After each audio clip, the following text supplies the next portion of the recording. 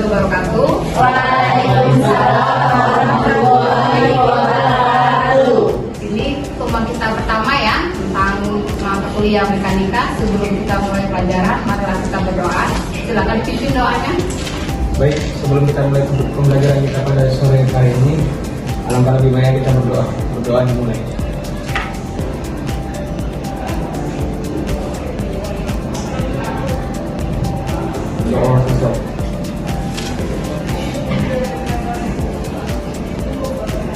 Hari ini kita masuk pelajaran mata kuliah mekanika 1. Sebelumnya fisika dasar sudah belajar ya, fisika dasar 1, fisika dasar 2. Jadi prasyarat untuk mata kuliah mekanika 1 ini adalah fisika dasar 2. Oke, kita lanjutkan. Adapun capaian pembelajaran mata kuliah mekanika ini adalah mereka mampu menguasai materi kinematika partikel, di mana dalam surah Al-Quran yaitu surat An-Nabiyyah ayat 33 menjelaskan tentang bergerak atau suatu benda yang bergerak. Sebelum kita mulai pelajaran, kita refleksi dulu di sini siapa yang mengetahui apa yang disebut dengan kinematika? Ya, silakan Pak. Jadi kinematika itu adalah ilmu yang mempelajari tentang pergerakan yang diketahui penyebabnya, Bu. Ya, benar. Berarti kita mengetahui penyebabnya. Kalau berlawanan arahnya yaitu namanya dinamika. Ada yang mengetahui dinamika? Wahyu, silakan. Dinamika itu sendiri berkaitan dengan kinematika, Bu. Ilmu yang mempelajari tentang gerak, tetapi dia tidak diketahui penyebabnya. Baik. Berarti konsepnya sudah mulai ada ya. Lanjut kita yang kinematika. Kinematika adalah bagian dari mekanika yang mempelajari gerak tanpa memperhatikan apa dan siapa yang menggerakkan benda tersebut. Jadi kita tidak mengetahui. Contohnya, ada yang tahu? Contoh dari benda yang tanpa mengetahui penyebabnya.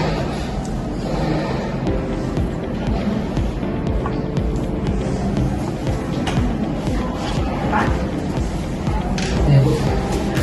Contohnya salah satunya itu seperti gerak lurus berubah beraturan atau GLBB. GLB dan GLBB. Oke. Lanjut. Kebalikan dari kinematika adalah dinamika. Namanya sudah dinamika, berarti bergerak ya. Di sini di dinamika ada namanya kecepatan, percepatan, dan waktu dan posisi. Oke, kita lanjutkan.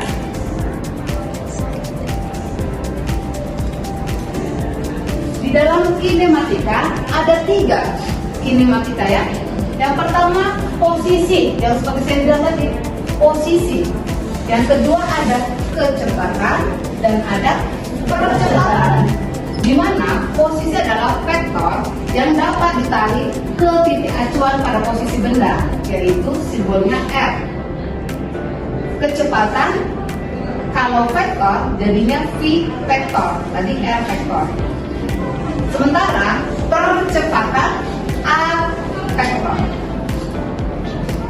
Lalu ketika pada posisi A vektor, posisi benda sebagai acuannya. Sementara kecepatan terhadap waktu yaitu turunannya dr per dt atau disingkat dengan R. Tanda satu di atas ini namanya R turunan pertama. Oke.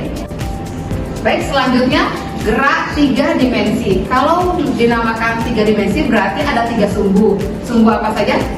Sumbu X, Y, dan Z. Di mana sumbu X itu apa vektornya? I, Y, Z. Oke. Kalau Z, I, J, K ya. Berarti yang tadi sama seperti vektor kedua, berarti R vektor sama dengan XI tambah YJ tambah Z. Oke. Lalu apa yang dimaksud dengan GLBB, GLB, dan contoh-contohnya. Sekarang contoh-contohnya dari kebesaran dari GLB apa Ella? Contohnya itu seseorang mengendarai sepeda motor, beca. Kalau GLBB itu gerak vertikal ke bawah, misalnya seseorang melempar bola. Ya, lalu vertikal ke atas Vertikal ke atas. dan gerak jatuh bebas. Jatuh bebas. Oke. Gaya gravitasi bumi termasuk gerak yang mana? Gerak GLBB. Gerak jatuh bebas, karena contohnya sebuah apel jatuh ke bawah itu karena ada gaya gravitasi. Oke. Untuk hari ini kita simpulkan bahwasannya kinematika adalah ilmu yang mempelajari tentang gerak tanpa mengetahui penyebabnya. Lalu dinamika adalah ilmu yang mempelajari tentang gerak dengan mengetahui penyebab bergeraknya benda tersebut. Yang terakhir, besaran dalam kinematika yaitu posisi, kecepatan, dan percepatan.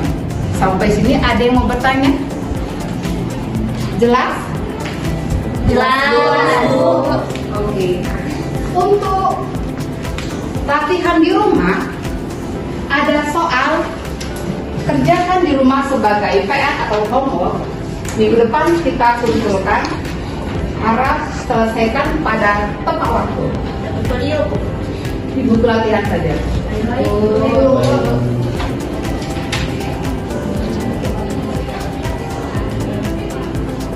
Ada yang mau bertanya?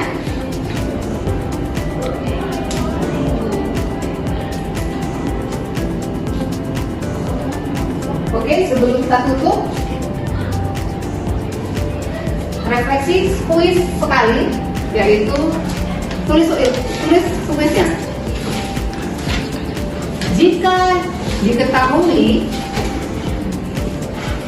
posisi pada X sepanjang 5 cm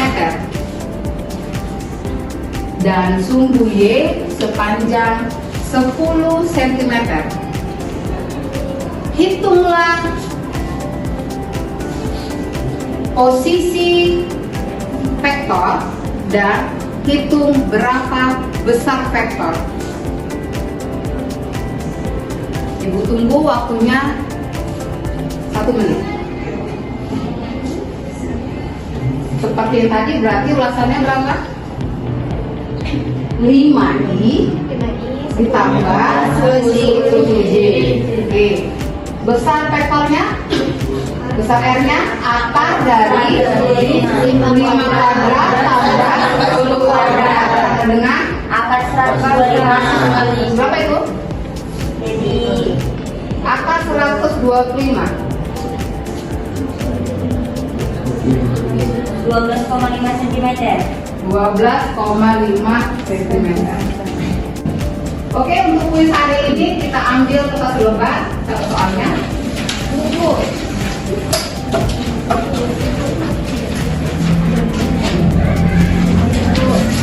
Oke, dapur. Oke, satu soalnya. Jika sumbu X berada pada posisi 5 cm dan sumbu Y berada pada posisi 10 cm, maka hitunglah vektor posisi dan besar posisi yang dihasilkan.